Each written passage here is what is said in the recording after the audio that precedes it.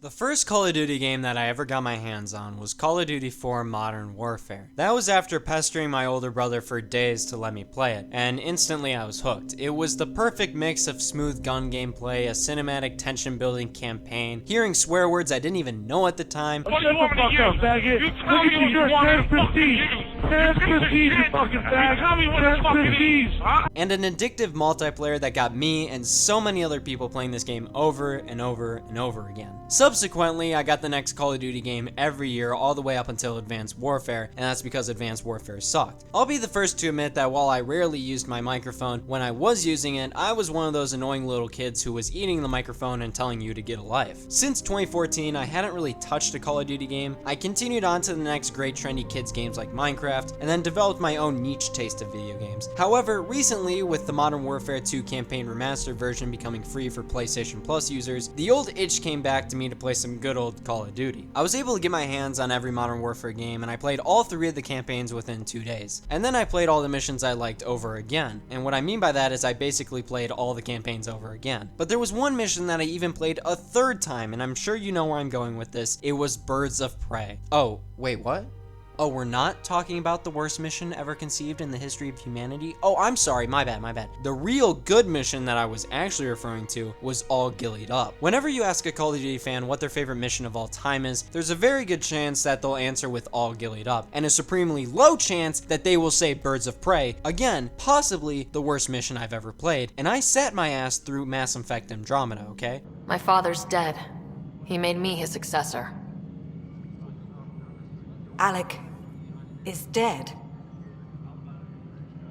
Anyway, if all Ghillied Up isn't their favorite mission, then ask for their top 5, and I guarantee you it's in there. And I cannot emphasize this enough, Birds of Prey will not be in that top 5, not even close. All Ghillied Up is not only beloved, but overall iconic, but how did it get that way? What about this mission in particular made reviewers and fans shower it with praise, and butter their noodles, so to speak? Let's take a look.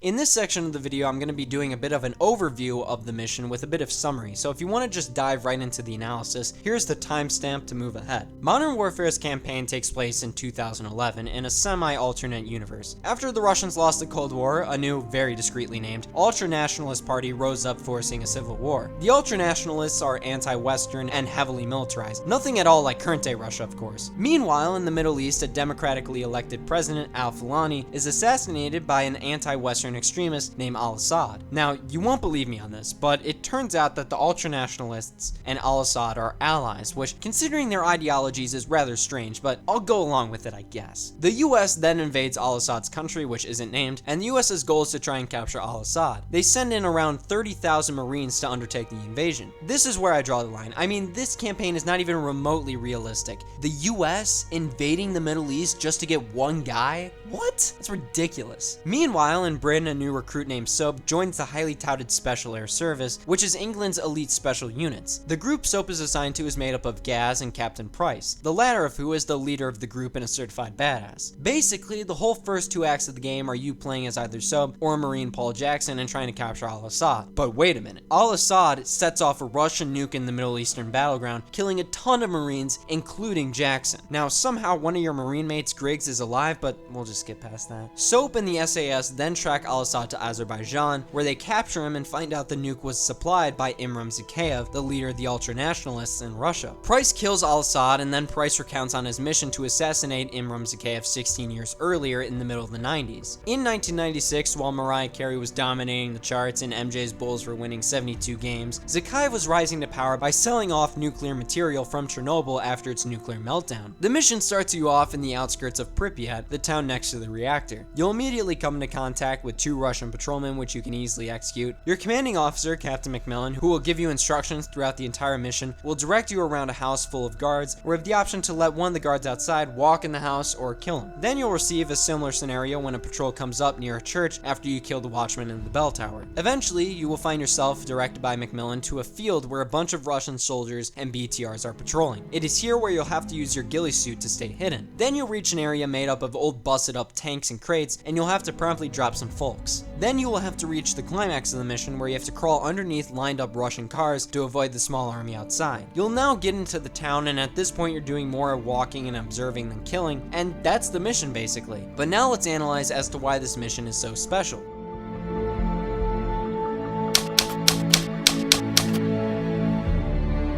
Firstly, let's talk about the setting of Pripyat and Chernobyl. It's a major reason as to why this mission's tone is so ominous, dark, and even horror-like. The world in this mission feels dead. The buildings are run down and abandoned. The color palette of the mission is gray and contrasted. Notice how there are no vibrant colors anywhere. The weather is overcast, the grass is dull, the Russian uniforms are colorless, even the sun's rays just look bleak yellow. The only object whose colors aren't heavily darkened are the lights from this modern-day laptop just chilling on some old barrels. This is all by design. By making all of the colors faded, it takes the life out of the world and makes it truly unique. There's something chilling about walking through the old empty church that at one point every Sunday was full of people, only to now be destroyed and evacuated. Walking through the town that had 50,000 people at one point, to then in the blink of an eye have none, is equally horrifying. The only signs of life we see is this feral dog eating a corpse of a soldier, and even though it isn't a part of the mission, but in the follow-up mission One Shot One Kill, which is set in the same world right after All Ghillied Up, we see a public pool emptied and full of trash and debris. We even battle enemies next to an old rundown Ferris wheel that is now all rusted up, when at one point it probably had friends and family having fun going up and down on a lively weekend, even when your friend had eaten too many Cheetos and vomited on your new light up Skechers. Yes, Brian, if you are watching this, I'm still angry about it. If I hadn't proven to you that this mission by design is meant to have an eerie tone, then just listen to the soundtrack. Yo, Gabba Gabba! Oh, stop it. I'm sorry, that's the wrong soundtrack. I don't know how that got downloaded onto my computer. Must have been a virus or something. Anyway, here's the soundtrack I was referring to. Did you get chills? Cause I did. Before I get away from the soundtrack, I just want to point out that this is in stark contrast to the heavy metal badass guitar in the Sergeant Jackson missions. So why make this mission's tone so eerie? What is the point of it besides just being cool and different? Well, firstly, it does help build up the tension of the mission by making everything feel empty, cold, and dead. It makes every interaction feel more scary, but I'll talk about tension more later. I might lose some of you here and you might think this is more circumstantial, but I don't feel like it's just a coincidence that not but 2 missions before this, in Aftermath, we witnessed the use of a nuclear warhead and its destruction, and now we're here in Pripyat, a town similarly destroyed by nuclear power, just not in the same way. Whereas Aftermath highlights the destruction and warfare, All Ghillied Up highlights more of the impact on regular people. Look at what modern warfare technologies did. They basically destroyed a town. This is the danger of present day technology. Now let's not pretend like Call of Duty is Black Mirror with its social commentary. They're more on the side of making the campaigns look like movies than critiquing society, but I still think it's significant.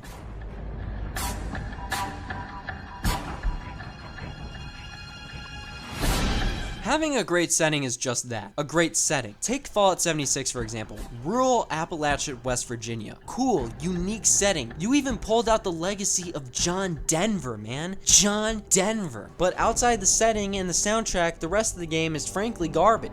For All Ghillied Up, the pacing of the tension really makes it spectacular. Going back to my summary portion in the video, you'll notice how the obstacles you face in the mission get harder and harder and harder up until the climax. You first start with taking down 2 guys, pretty easy enough. Then you move on to a patrol, then to a small army of men in BTRs, except that you do have your clothing and your ghillie suit, then to a big patrol, then to a really big patrol, and this time there's no clear cover with your ghillie suit. The mission does not just drop you in and you're off. It's a clear build up over time. And sure, you don't really have any interactions once you get inside the town, but the tension buildup really continues on to the next mission, One Shot One Kill, where you reach the ultimate climax of defending against hordes of enemies as they repeatedly charge at you. Besides the buildup of difficulty, there are a couple other ways the missions build up tension. Firstly, there's the simple fact that you are limited to having your primary weapon be a sniper and your secondary being a pistol, both silenced. While there are certainly some MLG no-scopers out there who are more deadly with a sniper than Chris frickin' Kyle, the use of these weapons really makes the player feel vulnerable. If you get seen and conflict ensues, you don't have an assault rifle with a grenade launcher or an SMG with a red dot sight. No, you have two pretty bad weapons for open engagement. This makes the players, or at least me, feel a lot of pressure not to screw up a shot or get caught while evading the big patrols. And sure, it isn't that difficult to evade the enemy. I mean, for both patrols, you can just stare at Captain McMillan's ass and follow his moves exactly, but it still gives us a lot of pressure not to mess up. Another way the tension is built up is through all the non-engagement. A good amount of the mission is just following McMillan without resistance. This seems to juxtapose, a word I knew before I wrote this, what I just said, but let me explain. The fact that the fighting is limited makes every engagement have a whole lot more weight on them, since you haven't been just shooting at everything you see like in other missions in the game. Take the final mission in Modern Warfare 3. The whole time you are in one big engagement with Makarov's army, and yeah, it's really epic, but by the time you reach the top, there isn't really too much tension because you've just been machine gunning guys for the past 10 minutes. In all Ghillied Up, when all of a sudden a big patrol comes out of nowhere after having only limited engagements, it's pretty freaking scary. This, my friends, is pacing. Why is the finale for Avatar: Last Airbender, the Rocky vs. Creed fight, or the Teletubbies final standoff with the scary lion so intriguing to watch? It's because in those pieces of media, there's been a slow buildup of growing, learning, and training to that final fight.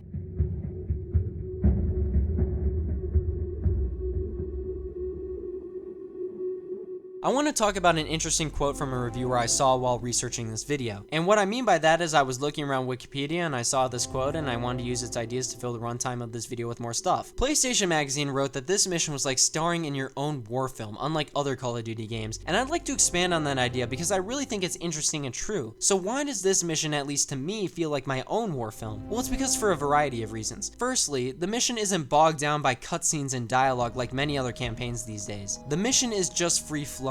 This allows for the tension and build up to continually increase without pausing. So many times we reach the objective and a cutscene starts that just sucks the life out of a mission by disrupting the buildup of tension. Because you know in a cutscene you have no control over the scripted outcome, so you can just watch. The worst is when you reach the climax of a game and instead of, using all the skills you've accumulated throughout the game decides to throw a bunch of buttons on the screen and does it all for you. What the hell was the point of all those skills you made me learn if you're just gonna do a quick time event and button mashing at the end, Halo 4? This isn't to say that all games are like this, not at all. Some games really handle the cutscene tension well, like Jedi Fallen Order, Red Dead Redemption, GTA, Ride to Hell Retribution, among others. But for those games, they aren't our own film. They are a Star Wars film, or a cowboy film, or a heist film, or a super awesome, tremendous film. Furthermore, although we have an idea of Price's voice and personality, the fact that he is silent in this mission as we play him and in the first-person perspective makes the mission feel like it's more of us playing than us playing a character. This is another negative you can argue about with many other games. When the character we are playing already has an identity and personality, it takes away from our own agency of what we want our character to be. Again, this is not to say that all games are bad just because they have a developed character. Far from it. So many amazing games, in fact all of the good games are coming straight to my head, like Life is Strange, the first 3 Halos, Ratchet & Clank, Heavy Rain, The Walking Dead, are all flabbergastingly good, mostly single player games. But for this mission and this game in general to feel like our own war film, our character needs to be us, not a scripted character.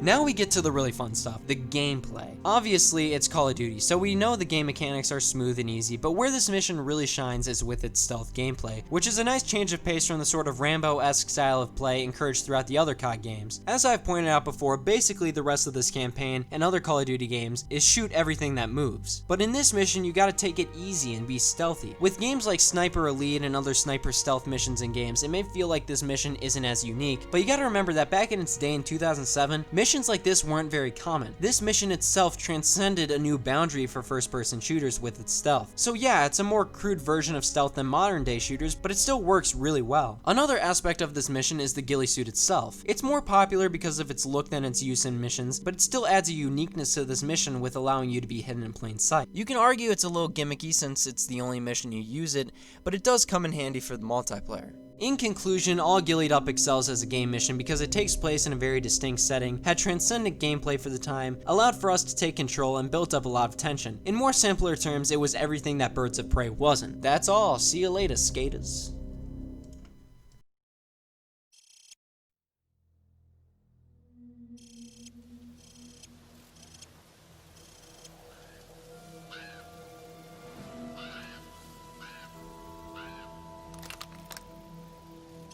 too much radiation. We'll have to go around.